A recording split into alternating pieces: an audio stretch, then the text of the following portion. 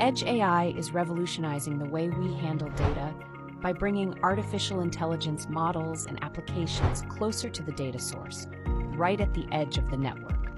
Unlike traditional methods that rely heavily on cloud-based processing, Edge AI allows for real-time analytics and decision-making directly at the source. This shift is not only making data processing faster, but also more efficient, reducing latency and bandwidth usage significantly. In telecommunications, Edge AI is proving to be a game changer. It's being used to monitor network performance continuously, detect errors swiftly, and provide proactive maintenance solutions.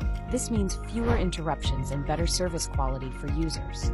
By analyzing data on site, Edge AI helps companies address issues before they escalate, ensuring a smoother and more reliable network experience. The impact of Edge AI extends beyond telecommunications, paving the way for next-generation edge platforms. These platforms are designed to offer seamless end-to-end automation across multi-cloud and edge environments. From smart cities to autonomous vehicles, the capability to process data at the edge is enabling a myriad of applications that require instantaneous response times and robust data security.